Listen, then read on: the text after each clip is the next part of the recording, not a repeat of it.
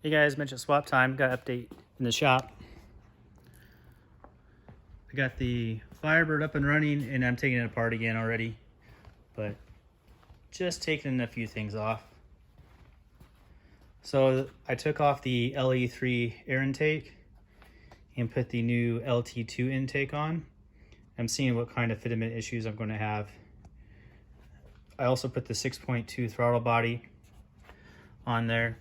The issue I'm seeing right now is the belt coming down across to our power steering pump setup. The belt is right underneath this. So first off, I'm going to try to lower this power steering pump about a ½ inch or so. See how low we can get it. Then that should fix that solution, because I don't really have any room for an idler to put here. It's just too big, you know, so that won't really work. I think lowering this just a little bit will fix that. Next, got this test fitted. I already modified it to fit on my other engine. You have to do some sanding and stuff. I covered that on a previous video. So installed, no problem. It looks pretty badass. I really like it.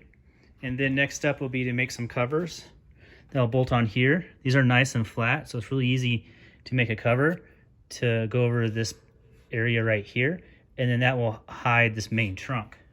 And then from there, I mean, you don't really see much wiring. On the other side, get your normal stuff, but it'll all be hidden by a simple block-off panel. I got to also do another tube. This is a 3.5 inch tube. I got a 4 inch tube in the box up there. So I'll just clone what I have here and set up for a 4 inch. And then I'll get back with you guys on the power output.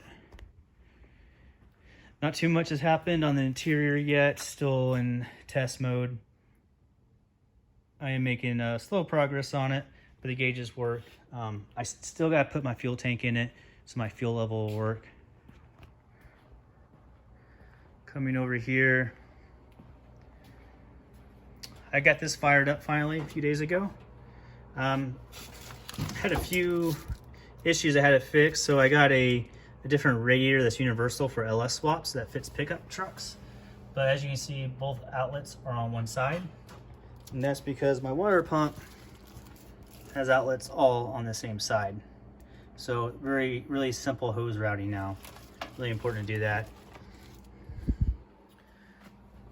Next will be to install Dakota digital gauges. So I finally spent the money on that.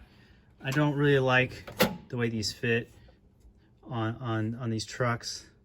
I think they're classic auto instruments. There's just a gap, and I'd rather have all the information I can from the Dakota digital. I believe it's the HDX series. So they have little LCDs. I want to show how all that works and how to install. I got my door seals. So I'm thinking about unbolting a door one at a time and taking it home and rebuilding the door in the garage. I'm just not at the shop enough.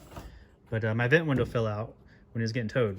Luckily it didn't break or anything, but definitely time to change those seals. Here is a customer's truck. I'm not sure the year, it's a 14 or 15. It's got the LV3 V6 and it's getting the bad boy, the 6.2 liter. Here we go, 6.2. So we're swapping that in. That's going to be pretty cool. He's retaining the 6L80 transmission, and I believe he's putting Escalade gauges in it.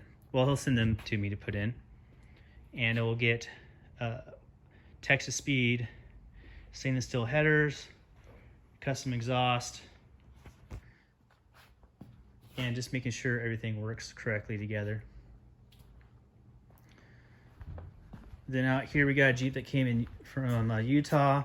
It has a Motec kit, and the gentleman did his own cam swap and stuff like that. So I did the fine tuning on it. So it's up and running, it's done.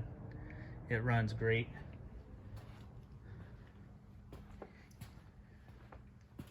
I believe that's all I got. Haven't done a video in a while, and I really want to do several small videos showing different things that you guys can use This has a cheap Chinese fan. This came with the radiator. It gets the job done. This doesn't need a whole lot of cooling capacity on a stock engine.